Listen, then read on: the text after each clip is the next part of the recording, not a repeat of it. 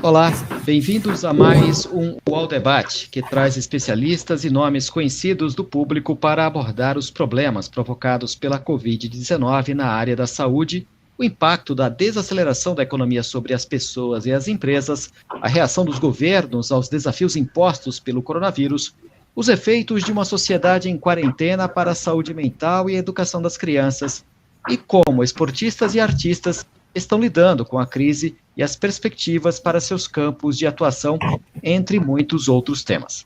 Eu sou João Oliveira, jornalista do UOL Economia, e hoje o UOL Debate reúne, dessa vez, advogados e especialistas para discutir os direitos do consumidor durante a pandemia.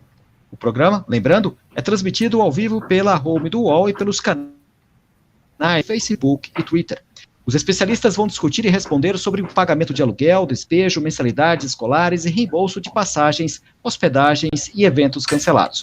Para falar sobre o tema de Fernando Capês, secretário de Defesa do Consumidor e diretor executivo do Procon São Paulo, Ilse Martins Pera, advogada, professora e diretora jurídica do Grupo Educacional Unicesumar, Júlia Mendonça, youtuber e educadora financeira, Edu Neves, CEO, presidente do Reclame Aqui, e Roberto Pfeiffer, especialista em Direito Comercial e professor da USP. Eu agradeço novamente a todos, e para começar eu queria exatamente iniciar pelo professor da USP, professor Roberto. Professor, o arcabouço legal que os direitos do consumidor têm no Brasil está passando por um grande teste nesse momento. Ele tem se mostrado robusto ou há uma demonstração clara de que ajustes são necessários? Bem, então, inicialmente, boa tarde a todos, espero que estejam me escutando bem. Enorme prazer e honra participar, seja pelo alcance do debate, pela qualificadíssima companhia dos demais debatedores. Eu diria o seguinte sobre a sua pergunta: eu acho que a gente tem um sistema robusto, um remédio para todos os problemas que a pandemia trará para as relações de consumo, que se chama Código de Defesa do Consumidor. Ele tem a estrutura correta para enfrentar problemas contratuais. Por exemplo, o artigo 6º permite a revisão de contratos e permite isso em cima de uma harmonia das relações e respeitando a vulnerabilidade do consumidor. Por exemplo, todos os problemas mais recorrentes que eu tenho certeza que aprofundaremos, darei só uma pequena pitada deles. Então, seja academias de ginástica interrompidas, seja problemas com sistema educacional, seja passagens aéreas, viagens, a regra, pelo Código de Defesa do Consumidor, vai ser, sempre que possível, a manutenção desse contrato e simplesmente jogar para frente a execução, mantidas as condições. No entanto, haverá exceções, haverá situações em que o consumidor não poderá usufruir daquilo. Ficou doente, perdeu o emprego, não tem condições. Essas situações também devem ser contempladas.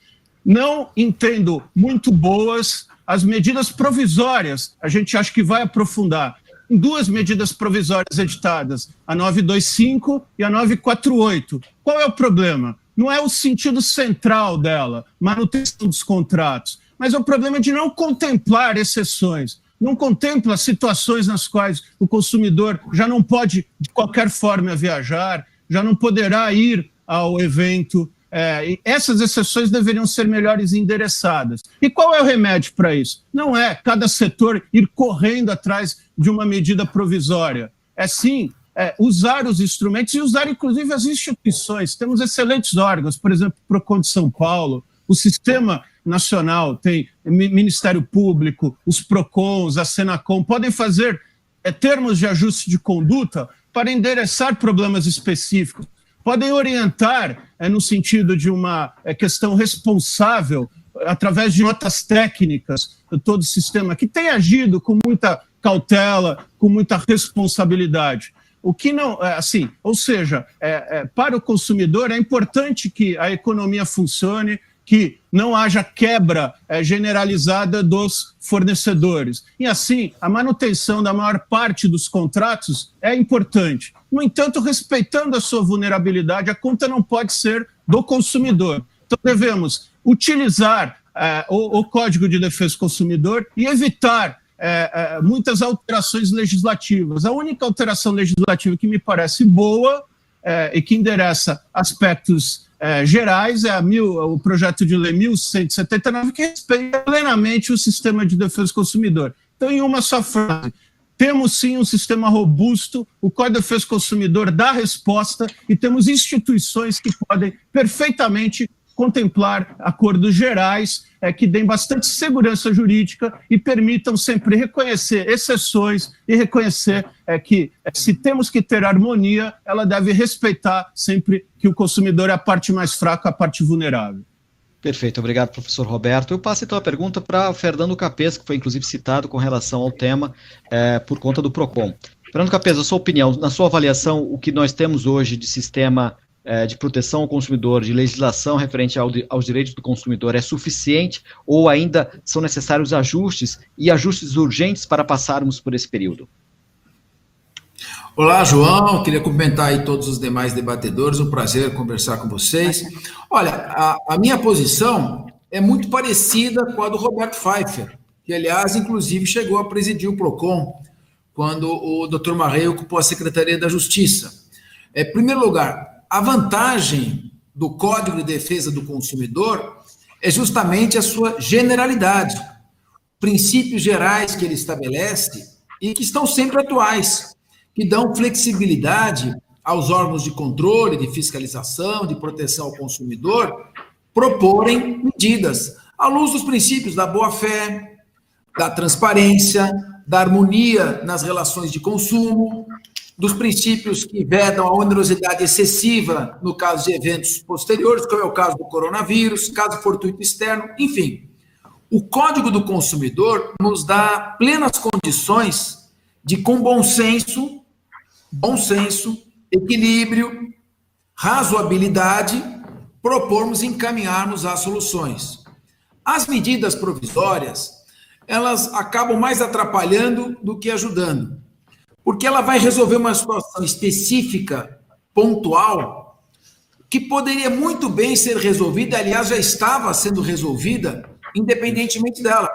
O PROCON de São Paulo emitiu, de maneira pioneira, uma nota técnica, já encaminhando na linha que o Roberto Pfeiffer colocou, no sentido da gente manter os créditos, em vez de pedir o reembolso, reagendar os compromissos, reagendar os eventos, no lugar do reembolso. O reembolso, claro que se você pegar juridicamente a questão, você vai chegar à conclusão que o reembolso é um direito do consumidor, porque tem uma cláusula em latim, um pouco de juridiquês aqui, né?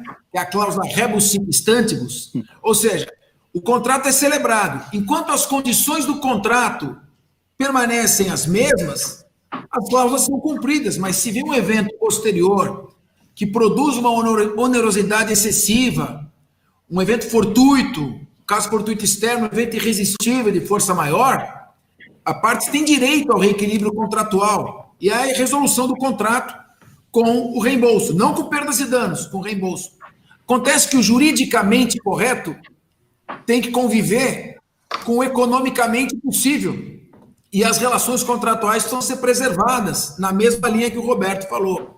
Então, nossa posição, a preservação dos contratos, procurar, diante da situação inusitada, ninguém estava preparado para uma pandemia como essa, nem a doutrina, nem a jurisprudência, nem dispositivos legais específicos, e à luz de princípios gerais e mantendo as relações de consumo. Linha geral, preserve o crédito, preserve a sua passagem, preserva o seu ingresso do teu show, a tua hospedagem, teu pacote turístico e usa posteriormente, assim que passar a pandemia. Em contrapartida, os fornecedores não vão cobrar nenhuma taxa por remarcação. É assim que nós estamos encaminhando e estamos criando uma satisfação, tanto do lado dos fornecedores, quanto do lado dos consumidores, João.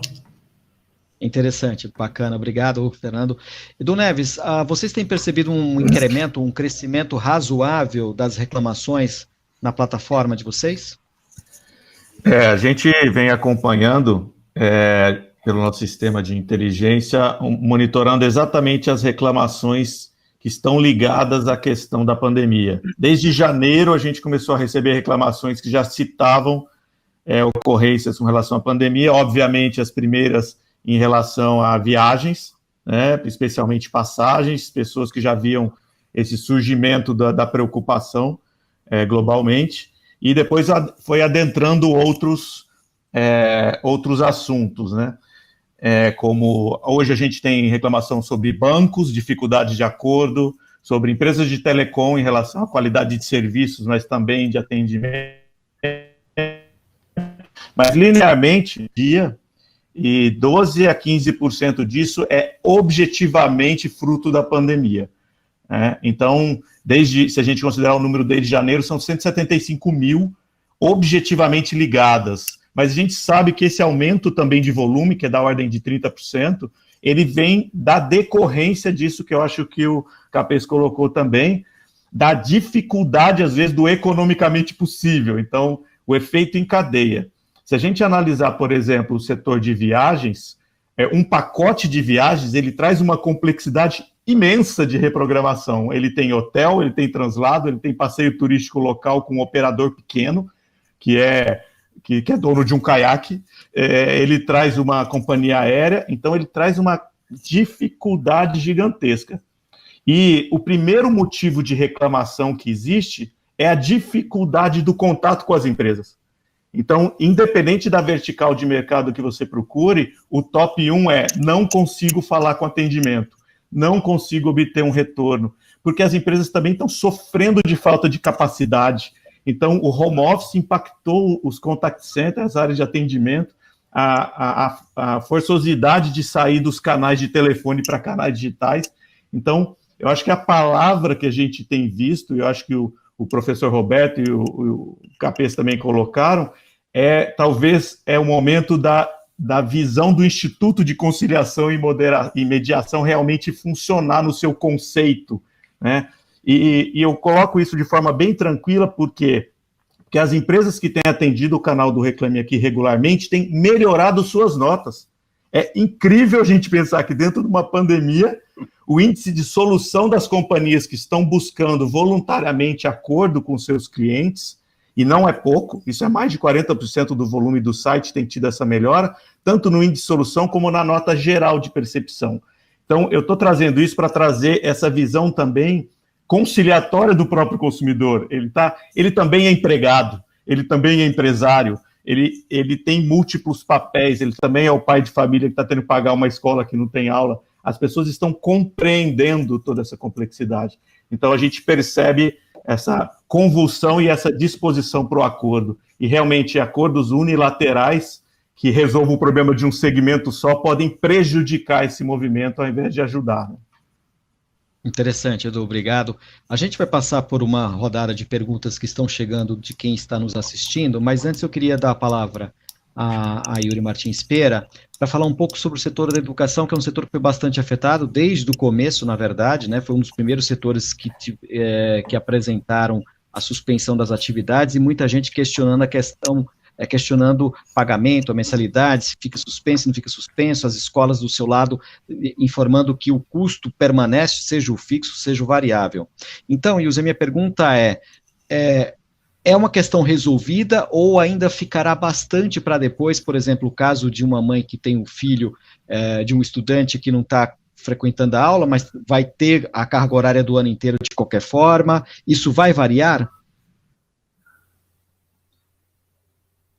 Eu acho que a Yuri Martins Pera teve algum problema.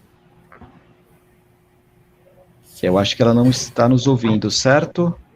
Bom, eu vou passar então para a Júlia, depois eu volto com a Yuri, tudo bem?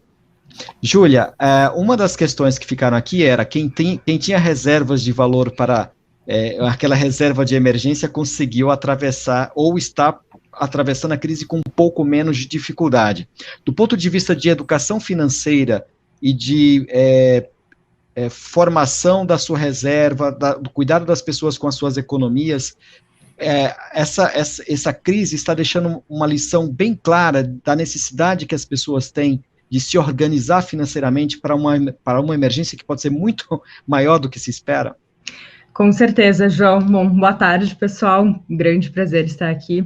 Mas é isso, João. As pessoas, a gente sempre fala muito na educação financeira sobre exemplos, sobre cuidem do dinheiro, pode acontecer alguma coisa, você pode bater o carro no sábado à noite, não vai ter dinheiro, mas ninguém leva muito a sério até que de fato acontece isso com a pessoa. E agora, nesse momento de pandemia, é algo assim que ninguém nunca pensou em falar, olha, você já imaginou que pode ter praticamente um ataque zumbi e todo mundo ficar parado? Então isso foi muito chocante, e quem tinha ali, mesmo que fosse um mínimo de dinheiro, já passou muito mais tranquilo, conseguiu enxergar a necessidade de cuidar bem melhor do dinheiro e também de gastar melhor esse dinheiro. O que eu tenho percebido muito desde março até agora, as pessoas elas estão dando muito valor à educação delas, elas estão dando muito valor em tentar deixar em dia as contas básicas ali, que eu digo que são as contas de sobrevivência, que é água, luz, telefone, moradia, alimentação, e deixando o resto meio que para depois, para meio que entrar nesse modo de sobrevivência. Então, isso está sendo muito legal, porque está mostrando que muitas vezes a gente acaba gastando demais com coisas que não necessitaria, que a gente acaba se endividando demais com coisas que não veria o caso ali, ter aquilo no nosso dia a dia, e eu acho que nada melhor do que uma pandemia para realmente mostrar, sabe, aonde e por que você está fazendo aqueles gastos, por que você escolheu tal empresa, por que você tomou tal rumo para as suas finanças. Então, está sendo muito legal, assim, acompanhar de perto as pessoas, e eu fico meio que no meio, né, porque eu atendo desde a pessoa que é o devedor, até a pessoa, o credor, até o que está fornecendo o serviço. Eu falo com o pequeno empresário, eu falo com aquele pai de família que tem um armazém, que vende e tem gente devendo para ele. Eu falo desde com a pessoa que está alugando um imóvel para o dono do imóvel que está precisando do aluguel. Então, é muito interessante ver como as pessoas estão lidando agora com o dinheiro. Interessante, Júlia, obrigado. A Ilse voltou agora, eu vou aproveitar então, Ilse, para a gente falar sobre o setor da educação. A gente tem alguns questionamentos sobre o tema, né? Por exemplo, a Cristiane Lopes diz: minha filha estuda em escola particular, onde é cobrada alimentação junto com a mensalidade. Porém, ela não está comendo na escola e eles não dão desconto em nada. O que pode ser feito? Tem uma outra pergunta da Ana Lu, que ela comenta que a escola dos filhos não querem dar desconto. O contrato é para aulas presenciais. Ela teria um direito a desconto? E tem uma outra leitora que fala que a escola vai dar um desconto, mas depois vai cobrar esse desconto de volta. São vários exemplos, e a minha pergunta é, no setor da educação, quais são os caminhos mais interessantes que, na sua avaliação, devem ser tomados e por que esses caminhos são os mais interessantes ou os mais importantes, especificadamente no caso da educação? Boa tarde a todos, um prazer estar aqui hoje, obrigada pelo convite. Bem, a minha conexão tinha caído agora há pouco, né? Mas vamos lá. Em relação ao setor de educação, nós tivemos realmente um posicionamento dos consumidores, né? E que foi acalmado justamente pelo posicionamento que o PROCON teve, a Senacom, a Secretaria Nacional do Consumidor, teve, ao explicar aos consumidores o momento que as instituições de ensino estão vivendo nesse momento e, consequentemente, os pais e os alunos, né? Nós tivemos que virar uma chave, principalmente nós estamos falando da educação presencial, nós tivemos que virar uma chave de uma hora para outra, porque, em razão do isolamento social, houve a determinação de que as aulas presenciais, elas não poderiam acontecer. Então, o Ministério da Educação também, rapidamente, que é o setor que regula a educação no país, veio e permitiu, autorizou, aumentou a autorização para alguns cursos de graduação, né, que já tínhamos autorização de funcionamento em 40%, possibilitou que a graduação fosse, o serviço fosse prestado integralmente de forma remota ou por meio da educação à distância.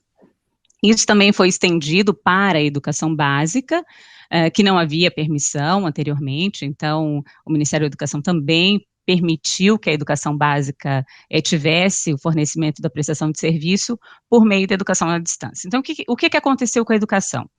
Muitas escolas, elas substituíram, por meio dessa permissão, o serviço que era um serviço presencial por um serviço remoto, mas elas continuam mantendo a prestação de serviço.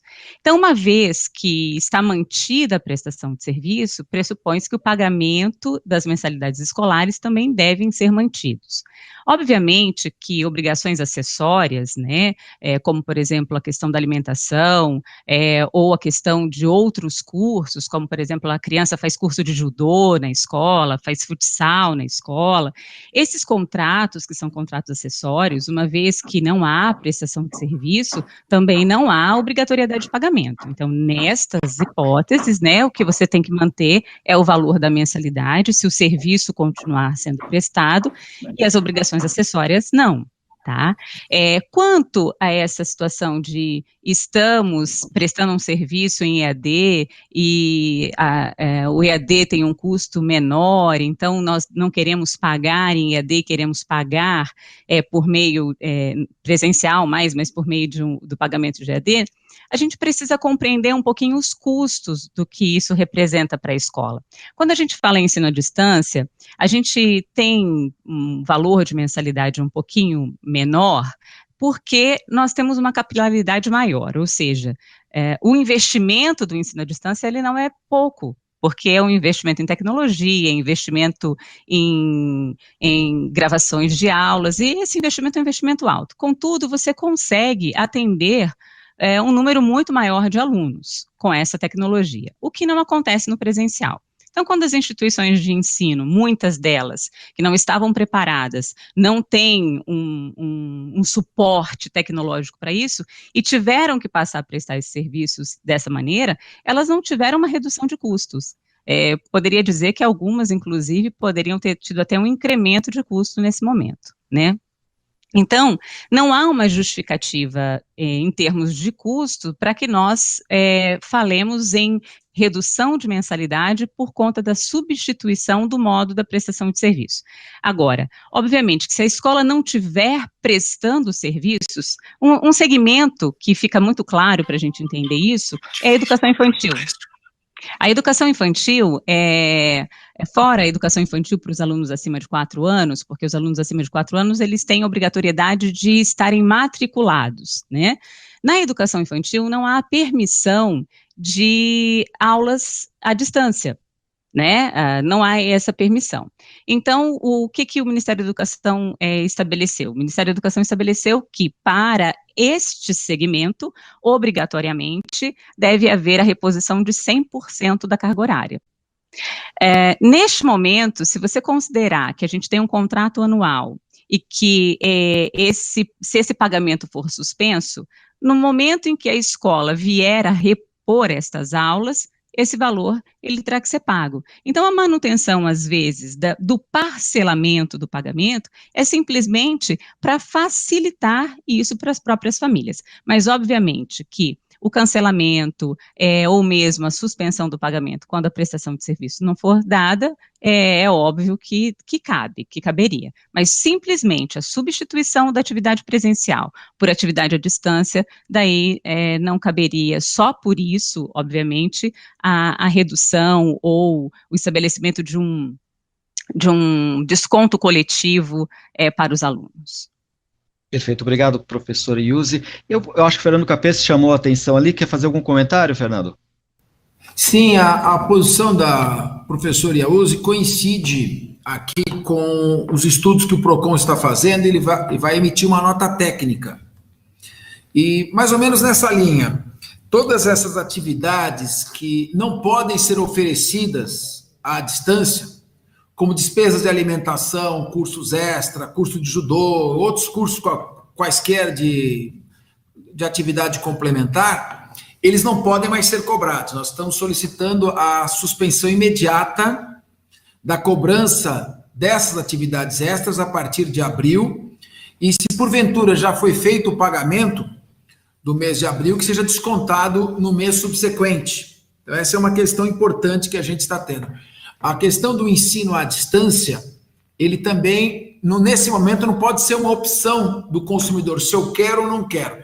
Se é possível ofertar a prestação do ensino à distância, a única negativa que o consumidor pode fazer é se ele não dispõe de meio tecnológico, de infraestrutura para receber essa informação.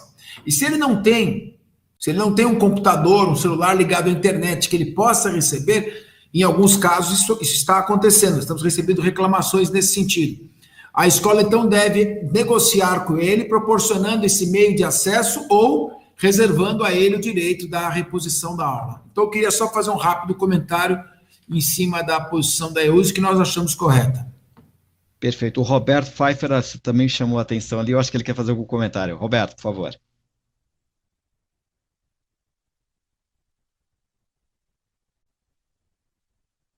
Eu acho que o Roberto está sem áudio. Confere. Peraí, Roberto. Também não escuto. Roberto, Roberto, a gente está sem ouvi-lo neste momento.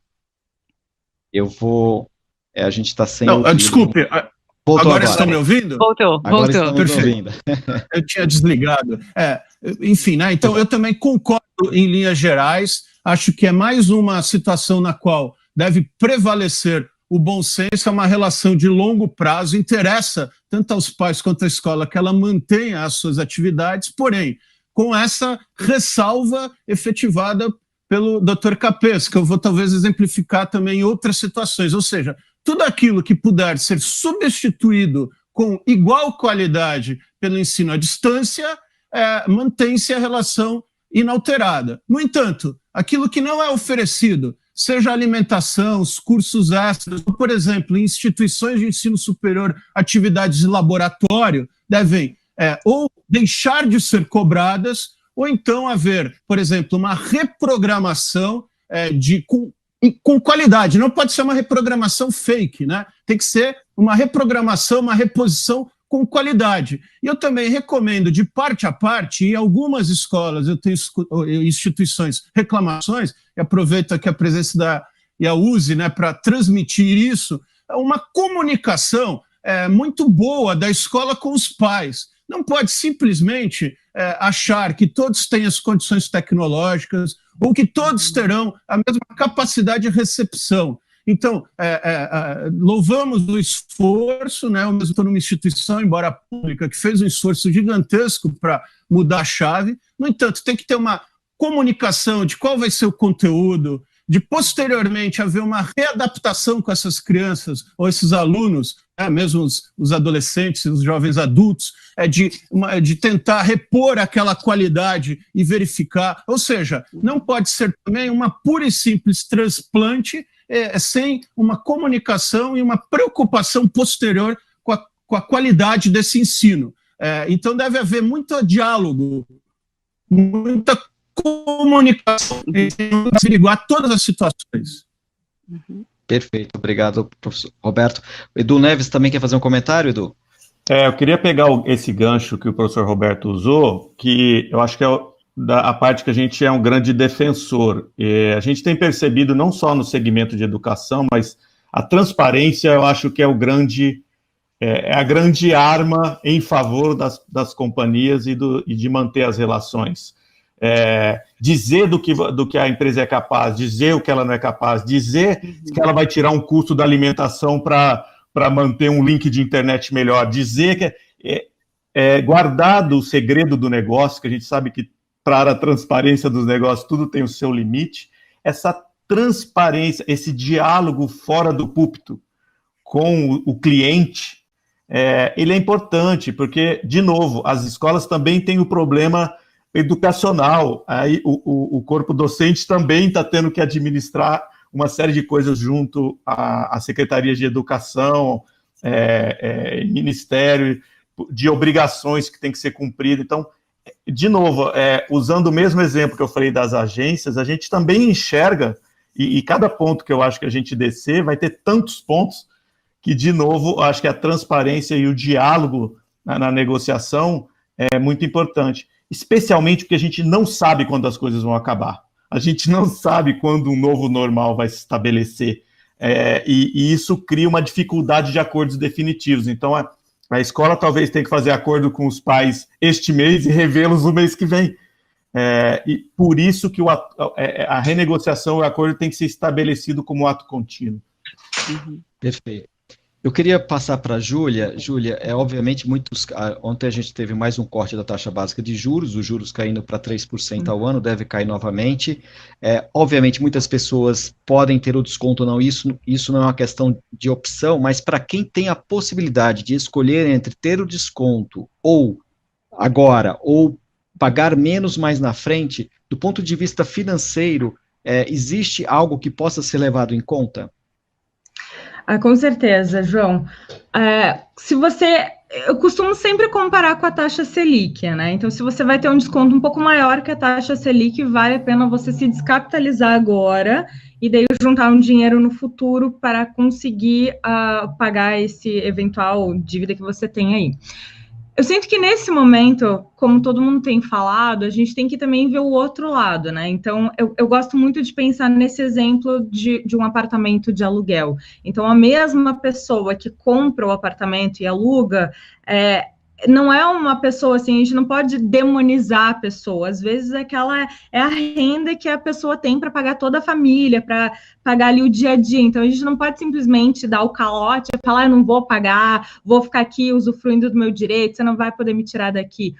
Tem que ter esse bom senso. Então, é muito interessante você sentar e conversar com a pessoa que você está devendo e falar, tá, você consegue me dar um desconto para eu pagar agora? Se eu pagar 50% agora, fica bom para mim, fica bom para você, depois a gente acerta esse 50% que eu vou ficar aí devendo sempre. Então, eu acho que o melhor momento agora é justamente você conversar. Eu entendo, assim, que sai muito da alçada de muitas pessoas, assim, isso está fora da legislação, isso não é legal, mas eu sinto que esse é o lado mais humano de você conseguir conversar com quem você está devendo. Acho que é o momento mais essencial que a gente tem no momento, assim, é a nossa maior ferramenta. Se você consegue um desconto maior que a taxa Selic, no momento que antes eu tinha maior prazer de dizer, 5% Selic, né, já está ganhando agora, e infelizmente o desconto é muito pequeno, comparando com a taxa Selic que baixou, mas se você consegue um desconto maior e consegue não ficar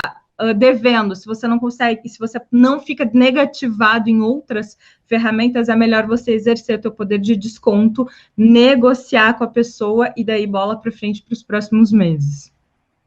Interessante, obrigado, Júlia. Falando sobre aluguel, que é um outro tema bastante importante, a gente recebeu algumas perguntas da audiência, né? Tem um caso de uma pessoa que paga aluguel, está 2 meses atrasado, mas a área não ofereceu nenhuma forma de negociação. Ela pergunta se pode usar o seguro fiança e tem medo de ser despejada. Eu vou começar com o Capês, mas se depois alguém quiser fazer algum comentário, fique à vontade. Capês, é algo que aparece no PROCON ou é algo que não é tão comum ainda não apareceu? Olha, João, está aparecendo de tudo lá. E mesmo no caso de aluguel, que não é relação de consumo. Exatamente. Né? Não há relação de consumo entre locador e locatário. Agora, uma informação que é muito importante: o PROCON estimula, sim, a negociação. Esse é o momento em que a gente tem que conversar, a gente tem que buscar harmonia, não conflito. Judicializar é a pior opção, porque a judicialização ela traz um caminho extremamente demorado e um prognóstico incerto. Ninguém sabe como é que o judiciário vai encarar essas questões. No caso dos aluguéis, já estão ocorrendo algumas decisões judiciais. E é importante locador e inquilino saberem disso. A Câmara de Direito Privado, acho que a 34ª, o relator foi o desembargador Costa Wagner, reduziu em 30% o valor de um aluguel, porque as partes não conseguiram entrar em acordo. Então, o judiciário está começando a analisar situações e determinando reduções. E essas reduções, muitas vezes, podem não ter a dosagem ideal. Então, por isso que é importante que as partes sentem, conversem, e o locador não se recuse peremptoriamente a conversar, porque ele pode ter a surpresa desagradável do Poder Judiciário se miscuir na relação contratual e determinar coercitivamente uma redução que pode ser até maior do que a que o inquilino estava tentando negociar. Perfeito. Professor Roberto, qual seria o melhor caminho para um inquilino que está com um problema, não tem a negociação, e a imobiliária ou quem é o dono do imóvel não abriu espaço para a negociação. Qual seria a alternativa do inquilino? Sempre deve esgotar a possibilidade de negociação, porque é um campo, né, como já foi esclarecido, não é das relações de consumo, não se aplica o Código de Defesa do Consumidor, então a revisão permitida ou todos aqueles pressupostos permitidos pelo Código de Defesa do Consumidor não se aplicam, sem querer ser excessivamente técnico, há uma enorme divergência se o Código Civil também se aplica ou só a lei do inquilinato, que não prevê revisão, ou seja, é um caminho que a judicialização trará muitas incertezas, porque não se sabe o caminho a ser feito. Mas se não houver, se está totalmente fechada a porta da negociação, resta o caminho da judicialização, que pode ser ruim para os dois por essa incerteza, né? Mas, de qualquer forma, já há alguns precedentes, alguns deles, principalmente nos comerciais, dando redução, outros não, né? E talvez uma notícia importante, porque há um projeto de lei, o projeto 1019, aprovado no Senado, está tramitando em regime de urgência na Câmara dos Deputados, que ele prevê a impossibilidade do deferimento de linares para desocupação, por despejo de pagamento.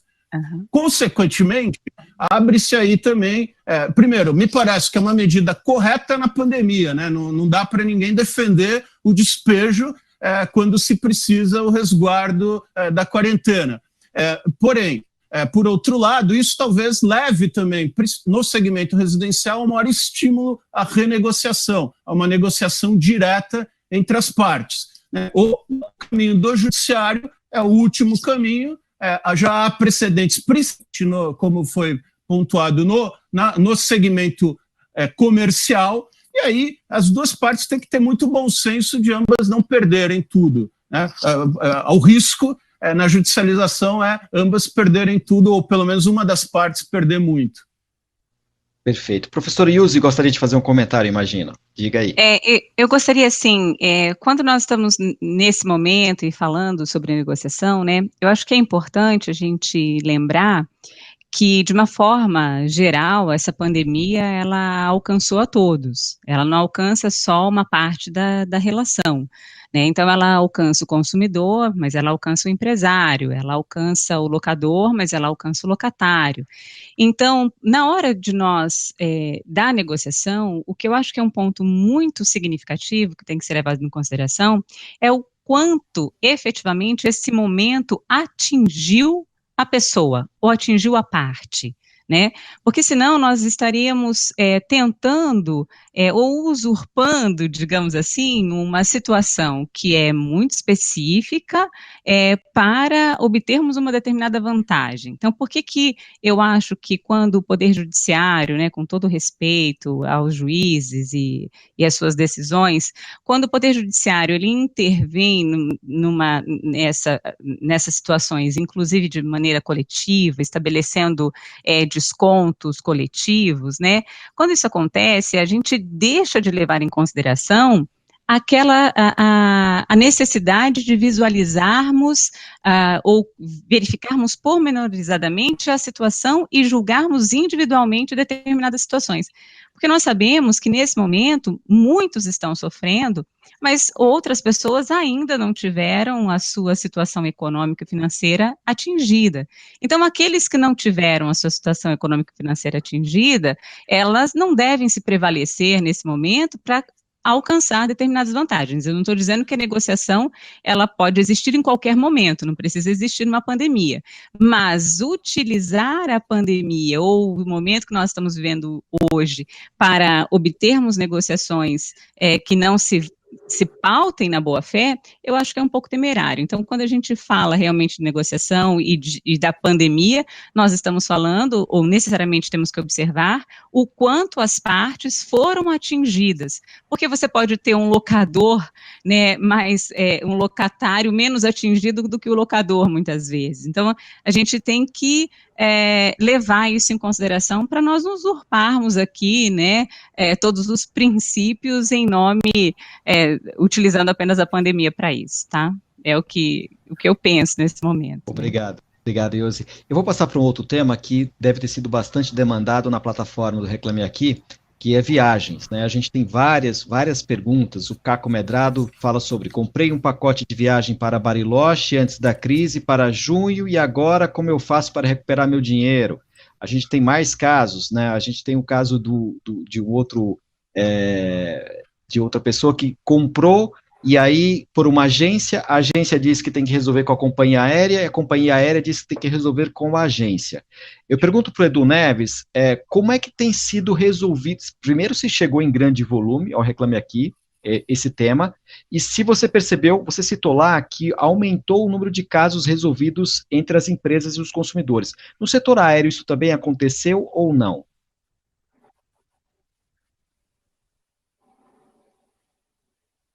Acho que você está sem o microfone, Edu. Desculpa, acho que eu fiquei com inveja do professor Roberto.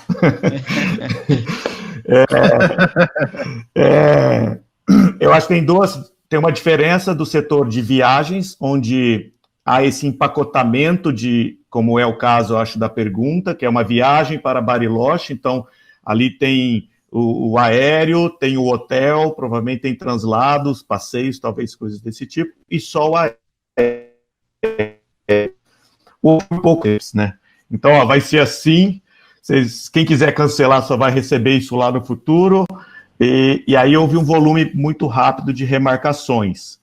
Na questão dos pacotes, está mais complexo, porque você tem que coordenar todos esses outros entes que fazem parte de um pacote. No caso do pacote internacional, mais difícil ainda, porque você tem um hotel que está em outro país, sobre uma outra lei, sobre uma outra, inclusive, situação.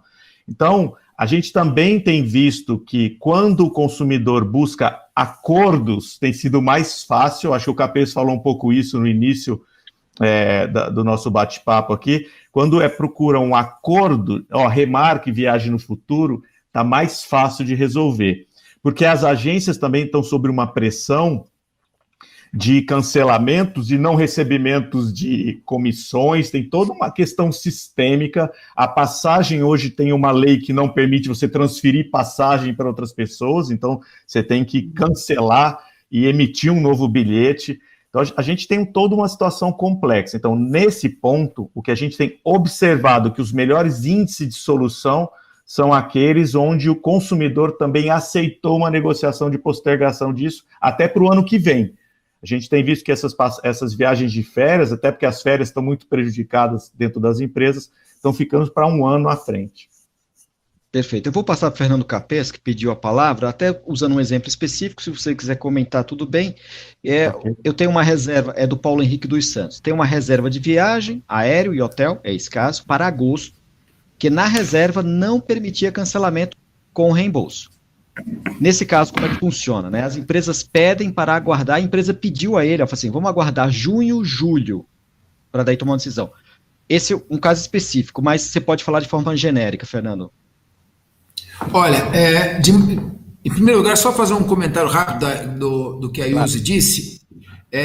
Ninguém deve procurar levar vantagem sobre ninguém numa situação como essa. É uma pandemia, é uma catástrofe. Eu estou escrevendo sobre a teoria do meteoro. O meteoro se chocou com a Terra e nós temos que nos adaptar. Todo mundo tem que perder um pouco para que todos possam ganhar. Então, a boa-fé é muito importante nisso.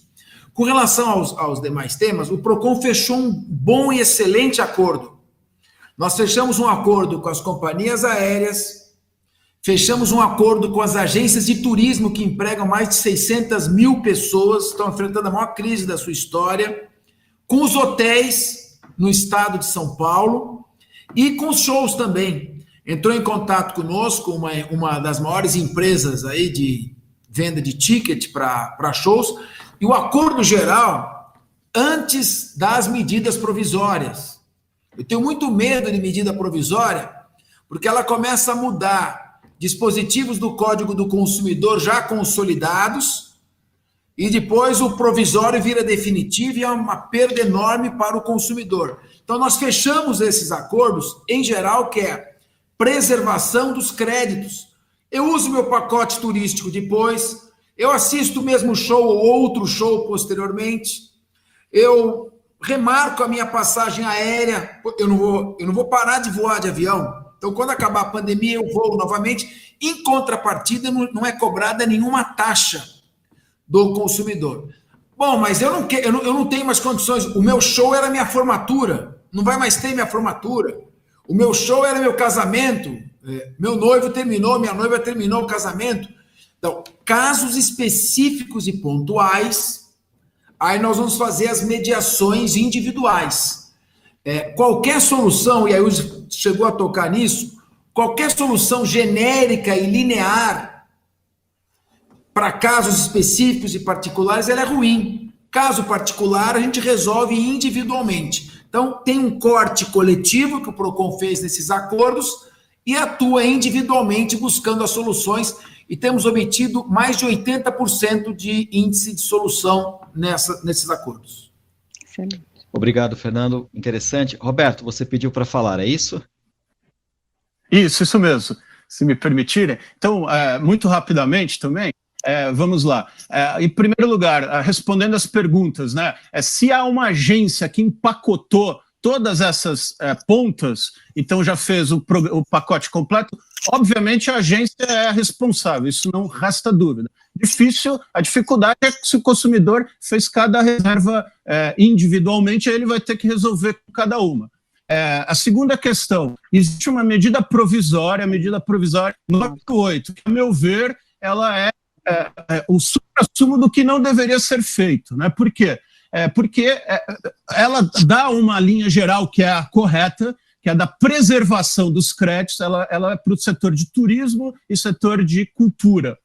Porém, ela é muito pouco clara, ela parece induzir a um tipo quase que exclusivo de acordo, e ela é muito mal redigida, e ela acaba trazendo, por exemplo, ela impõe que o consumidor tenha que, em 90 dias, fazer ou por uma remarcação ou crédito, quando ele não sabe não sabemos, infelizmente, o que vai ocorrer daqui a 90 dias. Então, a meu ver, a via de um acordo, e um acordo mediado pelas instituições de defesa do consumidor, MP, PROCONs, como esse, é a via melhor. Por quê? Porque ela preserva uma linhagem geral, que seria a preservação e a utilização do crédito, a remarcação sem custos, mas permite que exceções sejam contempladas. Lógico, as exceções vão ser tratadas caso a caso. Eu não quero uma regra para as exceções, mas você tem que contemplar, ao contrário do que faz, seja a 948 para esse setor, seja a 925 para o setor de aviação,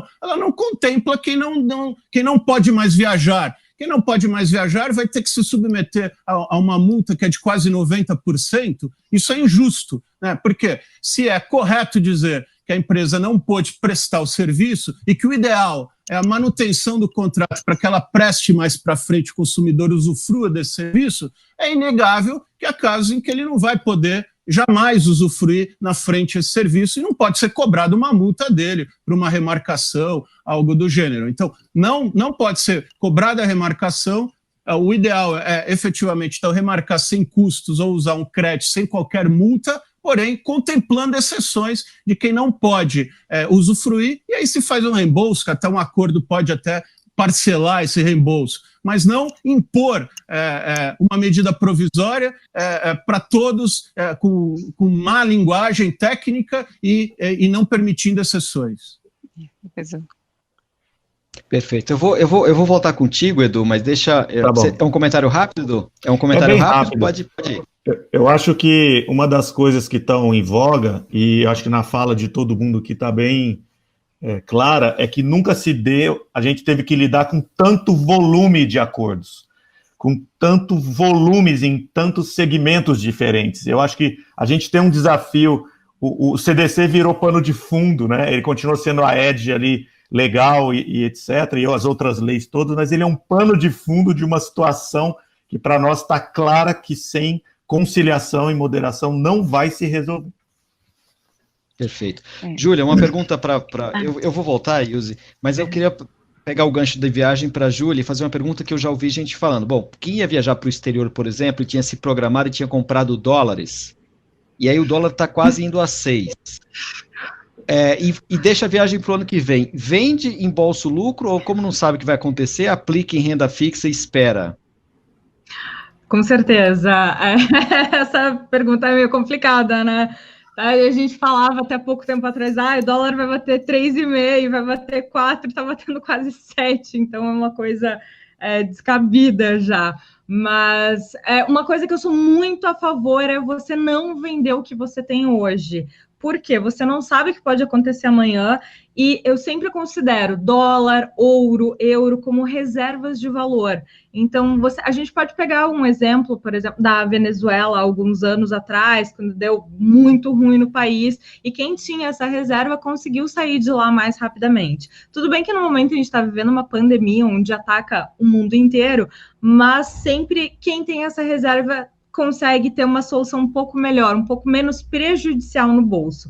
Então, se você tem hoje já o dólar, no caso, você guarda o dinheiro, se você vai precisar comprar, você também pode investir aí na renda fixa, não vai investir em renda variável, porque oscila demais, e daí, no momento que tiver um pouquinho mais oportuno, vai comprando. Mas também vai comprando devagarinho, não vai esperar também que vai chegar a 3, né, o dólar para real, para daí comprar mês a mês, você vai comprando para fazer aí seu pé de meia. Bacana, obrigado, Júlia. A gente vai entrar nos 10 minutos finais agora, a rodada final. Eu vou passar a palavra para a Yuzi, que pediu para fazer o comentário. Faça seu comentário, Yuzi, na sequência você já pode fazer comentários finais sobre o que fica de aprendizado em termos de direitos do consumidor dessa crise que ainda estamos passando. Tá. O comentário que eu gostaria de fazer, puxando o gancho que o doutor Roberto colocou, é que apesar, né, e aí se eu estiver errada me corrijam, apesar da medida provisória ter aí seus pontos que merecem uma crítica, eu acho que nesse momento a gente precisa talvez esclarecer para o consumidor que a medida provisória estabeleceu 90 dias contado da data da sua publicação para que o consumidor solicite o cancelamento dos seus eventos, né? Se ele não fizer isso neste período, ele poderá não ter direito a reembolso. Então, eu acho que eu sei que nós falamos aqui a todo tempo, e eu acho também que é o melhor caminho, é o da negociação individualizada, é de buscar a empresa e fazer uma negociação individualizada, mas nós temos uma MP em plena vigência. Então, eu acho que a gente precisa considerar isto, né, para que depois, se o consumidor ele não observar e exercer o seu direito nesse momento, ele possa aí vir aí na frente a não ter reconhecido o direito do seu reembolso, ou mesmo de remarcar o seu evento, o seu show, né? Eu acho que isso é importante. Bom, eu acho que o que fica é um pouco daquilo que o Edu Neves falou, fica o nosso aprendizado aí em relação às negociações individuais, né, ao processo de mediação e de conciliação.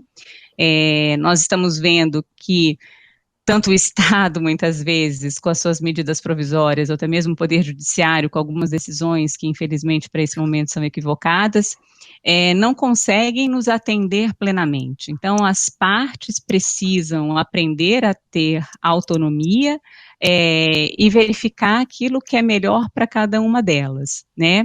Então, o diálogo, a conciliação, o bom senso, a boa-fé nessas relações, elas são imprescindíveis. E aí temos os órgãos, como o PROCON, para nos auxiliar, para poder fazer esse equilíbrio, ajudar as partes a encontrarem esse equilíbrio, né? Então, o que fica para nós, eu acho que nesse momento, é justamente esse aprendizado, de sermos maduros, adultos, né, compreendermos o outro e tentarmos solucionar os nossos problemas pela via negocial. Obrigado, Yuzi. Martins Pera, advogada, professora e diretora de jurídica do Grupo Educacional Unicesumar. Fernando Capes, muitas vezes a maturidade até existe, mas a questão é que tem um lado que é mais forte do que outro, né? Sem dúvida. O que caracteriza as relações de consumo justamente é a vulnerabilidade do consumidor. Então, por isso que existem os órgãos de proteção para reequilibrar essa situação. As relações ditadas pela legislação civil, elas são simétricas. As partes estão no mesmo nível. As ditadas e reguladas pelo Código do Consumidor, não, elas exigem uma proteção adicional. Nesse caso, o PROCON, claro, o nosso lado é ao lado do consumidor. E a gente está procurando estabelecer nas negociações parâmetros economicamente possíveis para que ele possa ser atendido. A posição de, muitas vezes, uma decisão judicial que faz lei entre as partes e, às vezes, cria uma jurisprudência generalizada, ou uma lei que venha regulamentar uma medida provisória, ela tem o defeito de, muitas vezes, aplicar para situações díspares a mesma regra. Então, a gente estimula sempre que as pessoas procurem os órgãos de mediação, de fiscalização, para que a gente possa fazer a composição desses interesses do acordo, sempre estando ao lado do consumidor. O PROCON, desde que estabeleceu aqui a falta do atendimento presencial, porque não pode ter contato presencial, já recebeu em 30 dias quase 15 mil reclamações online. As pessoas fazem a reclamação usando o site PROCON SP, pega o celular e baixa na plataforma PROCON SP, ou usam o próprio Instagram, marcando @PROCON-SP. Com isso, a gente tem recebido muitas denúncias. No começo, o Edu chegou a mencionar, as reclamações eram todas relacionadas a voo e pacote turístico. Agora está entrando mensalidades escolares e o que é mais dramático, o que mostra o aprofundamento da crise. As pessoas estão reclamando do preço do botijão de gás e do preço dos produtos da cesta básica, levando o PROCON às ruas para fiscalizar esse preço. E só para terminar, deixando uma pitadinha de polêmica, o CAD criticou o PROCON de São Paulo por estar fiscalizando e evitando que o preço do botijão de gás seja vendido acima de R$70. Nós fechamos um acordo com os revendedores que concordaram em vender a R$70 no máximo. E estão vendendo. O CAD criticou, dizendo que nós estamos fazendo tabelamento. Há uma confusão entre regime de tabelamento e evitar o abuso do direito. Não o uso, o abuso do direito, que é expandir os lucros num momento como esse. No mais, é muito bom esse debate, espero que tenha outros. O único defeito dele é que ele foi rápido demais. Precisa demorar mais. Obrigado, Fernando Capês, secretário de Defesa do Consumidor e diretor executivo do PROCON São Paulo. Eu vou aproveitar, então, esse gancho e passar a bola para o Roberto Pfeiffer para ele fazer um comentário final, em cima, inclusive, dessa sua levantada de bola, né, sobre essa discussão que o CAD acabou entrando.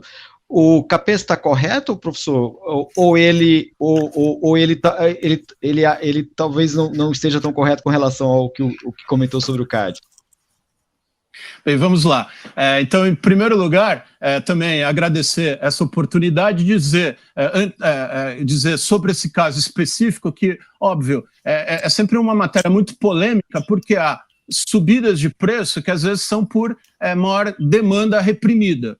No entanto, isso não quer dizer que se deva tolerar ou não se deva investigar profundamente, porque podem haver subidas de preço abruptas, que são em cima de alguém aproveitando de má fé uma situação como essa de pandemia. Então, há haver um claro indicação dos órgãos de defesa do consumidor e dos órgãos de defesa da concorrência que reprimirão subidas de preços abusivos, é muito correta e foi feita no mundo inteiro. Até mesmo, vamos dizer, nos Estados Unidos, onde é bastante liberal, mas a Federal Trade Commission fez esses alertas e tem investigado. Talvez o temor seja em cima de um tabelamento de preço. Isso pode-se errar na mão e às vezes haver um desabastecimento até tabelar muito alto, né? Agora, evitar que haja subidas abruptas de preço parece correto e deixar muito claro ao agente econômico que vai ser investigado se realmente há uma pressão de custos, ao aumento excessivo de demanda que justifica questões que não tenham essa justificativa serão severamente vigiadas, é algo que o mundo inteiro está fazendo e você tem que prevenir a má-fé, né? Esse é um momento de harmonia e de boa-fé, né? Então, restringir a má-fé é de suma importância. E eu também, só aproveitando esse fechamento, salientaria que, além de questões específicas da pandemia, não podemos nos esquecer das questões gerais, né? E hoje, ao consumidor que fica muito atento, né? Porque com o aumento expressivo do comércio eletrônico, talvez possa ser até pauta para um outro debate, né? É óbvio que aqueles problemas já tradicionais podem recrudescer, de problemas de entrega, problemas de enganosidade nas ofertas. Isso é algo muito importante, inclusive o chamado assédio de consumo, né? Há muitos consumidores assediados, e eu chamo, então tem que ter então as plataformas de mediação, sejam elas do Procon, seja o consumidor.gov, Reclame Aqui, essas plataformas são de suma importância para buscar conciliação, para tomar. E eu vou fechar com o último tema, que é um perigo. A gente está numa situação que os economistas chamam de tempestade perfeita para o ímpeto. Ou seja, temos, então, 66% das famílias endividadas, agora em abril, recorde no levantamento da Confederação Nacional de Comércio, restrição de renda que virá com desemprego e problemas de informalidade, até pequenos e médios empresários vão ter esse problema, e um aumento expressivo de liquidez. Ótimo que o Banco Central tomou medidas, afrouxou o compulsório, liberou uma linha de crédito aí de mais bilhões de reais para os bancos emprestarem, excelente, mas aumenta muito o assédio ao consultar quem precisa. E para isso, é muito importante também que todos tomem consciência para a aprovação de um projeto de lei, o 3515, que trata especificamente do superendividamento. Isso vai ser muito, ele até torna permanente ações como a do Procon de São Paulo, Tribunal de Justiça do Rio Grande do Sul, a Defensoria do Rio de Janeiro, que é o tratamento através de audiências coletivas. Mas é muita atenção, porque o superendividamento pode ser um efeito colateral danoso dessa crise econômica que vivemos. Muito obrigado, professor Roberto Pfeiffer, especialista em Direito Comercial e professor lá da USP. Eu vou passar então a palavra para a Júlia Mendonça para fazer sua observação final com um gancho, Júlia. Muita gente vai sair, eu estou falando famílias, consumidores, pequenos, micros, empresários, bastante machucado dessa crise. Como recompor a sua reserva de valor? Qual é o conselho que você dá? Qual a sugestão que você dá para a saída da crise, quando a situação voltar a se normalizar, para recompor a sua reserva de valor? Primeiro ponto, eu estou vendo já nessa crise as pessoas já tendo uma consciência um pouco maior dos gastos que elas fizeram. Porque uma coisa que eu falo muito para os meus seguidores é o seguinte: não foi a crise que te colocou no lugar onde você está. Parece uma coisa meio de, motivacional, mas não é. Se você veja alguém que tem seus 35 anos, não foi a crise que colocou a pessoa no buraco. Infelizmente foram sucessões de erros, de tentativas, de falhas, de falta de planejamento financeiro que levou a pessoa até onde está. E não estou colocando de jeito nenhum culpa na pessoa, mas eu digo que esse é o momento da gente refletir quais foram as escolhas que você fez até o momento, por que você não conseguiu ter o mínimo ali da tua reserva até agora, e eu tô vendo muito isso. Então, tem muitas pessoas que têm vindo falar comigo e falado assim, caramba, eu ia comprar tal coisa, mas agora eu tô vendo que não vale a pena, porque depois que passar a crise, eu não quero, reformar minha sala, eu quero ter dinheiro para poder colocar as coisas em dia, eu quero ter dinheiro para levar minha mãe para viajar daqui 5 anos. Então, eu tô vendo que as prioridades estão ficando mais fortes nesse momento. Uma coisa que eu falo muito é procurar alternativas de formas de renda extra. Isso é uma coisa assim que deveria ser normal para as pessoas, mas a gente ainda tem muito problema em perceber que talvez o nosso único trabalho que a gente tem, a nossa única fonte de renda, não deveria ser a única. A gente deveria enxergar novas situações. Então, rapidamente aqui eu quero trazer alguns exemplos. Eu vejo aqui no meu condomínio, muitas pessoas começaram a vender, por exemplo, máscaras, que não tinham nada a ver com isso. Pessoas fazendo marmita e entregando em casa, pessoas que não cozinhavam. Mas para aumentar a renda, eu vejo na minha academia, eles não estão mais cobrando a mensalidade, mas eles estão alugando as bicicletas de spinning para você ficar 15 dias em casa.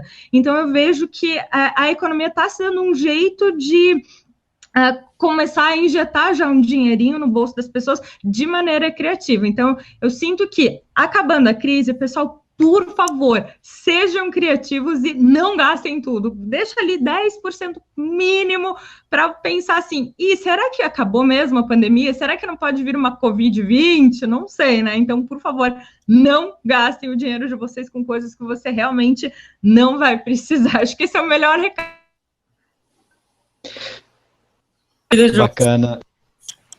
Bacana, Júlia Mendonça. Obrigado, Júlia Mendonça, educadora financeira e youtuber, obrigado pela sua participação. Edu, vou encerrar contigo. A plataforma tem no seu DNA o Código de Defesa do Consumidor e a internet, né? E esses dois mundos se cruzaram e foram bastante demandados nas últimas semanas e continuam sendo demandados. Qual a sua observação final e como é que você imagina que a relação da sua plataforma, do Reclame Aqui, com os consumidores brasileiros vai se estabelecer, vai correr depois que a gente passar por essa crise? Eu acho que, antes de tudo, eu não sou advogado e vou me desafiar a falar uma grande bobagem aqui por causa disso, por ter essa liberdade. Nós estamos vivendo a era onde a hermenêutica vai ser desafiada, porque nós não precisamos mudar muito a lei.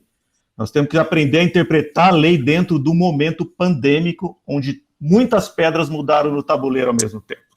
E isso só é feito com gente. E só sabe conciliar quem é gente, só sabe mediar quando a gente tem gente.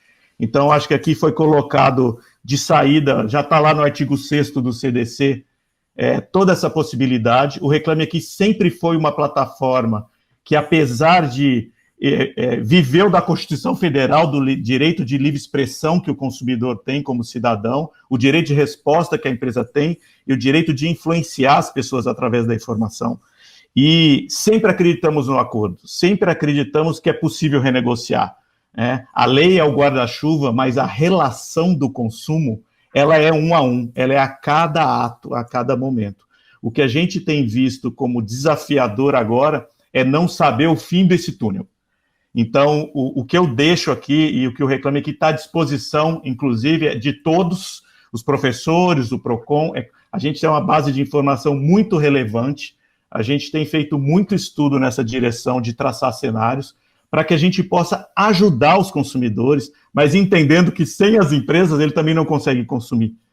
Então, mas que, por exemplo, para preservar empresas como o mercado de aéreas, que a gente sabe que sucumbiu no mundo, você não tem que passar tanto por cima, às vezes, de determinadas coisas, colocar mais gente na mesa e poder tomar decisões muito rápidas, porque a gente está tentando lutar contra o tempo e tomar decisões em alto volume, né? Mas dentro disso, para cada processo de relação é uma relação. Uma pessoa que comprou, também foi lembrado aqui, uma viagem era para formatura, um evento, aquilo não vai acontecer mais. Em outros casos, não, aquilo é reprogramável. Então, cada um é um, e eu acho que depois a Júlia fechou e com chave de ouro, eu nem queria falar mais no final, porque no fundo é o indivíduo que tem que cuidar da própria vida, né? A gente pode ajudar como instrumento social a regular ou ajudar a influenciar ou alertar sobre coisas, mas no final a atitude é de cada um, e de cada um também sentado como empresário, como locador, como locatário, entender, nós precisamos fazer isso pela sociedade brasileira. A gente não está salvando um contrato nem fazendo um saving de dinheiro no bolso para ficar rico. Nós estamos fazendo isso para transformar o impacto dessa pandemia em uma coisa muito menos dolorosa e também transformar esse aprendizado numa sociedade muito mais fluida, que dependa muito menos dos tribunais e muito mais dos acordos. Muito obrigado, Edu Neves, CEO Brasil do Reclame Aqui. Chegamos então ao final de mais esse UOL Debate. Agradeço as presenças de Fernando Capês, secretário de Defesa do Consumidor e diretor executivo do PROCON São Paulo, e Ilse Martins Pera, advogada, professora e diretora jurídica do Grupo Educacional Unicesumar, Júlia Mendonça, youtuber e educadora financeira, do professor especialista em Direito Comercial, professor da USP, Roberto Pfeiffer. Lembrando que o UOL Debate sempre traz assuntos relacionados aos desafios e às soluções que o Brasil enfrenta para vencer essa crise do coronavírus. Continue ligados em novas edições do UOL Debate, que reúne especialistas e nomes conhecidos do público para abordar a economia, saúde e a vida das pessoas nessa crise. Todas as edições estão disponíveis na home do UOL e em nossas redes sociais. Até a próxima.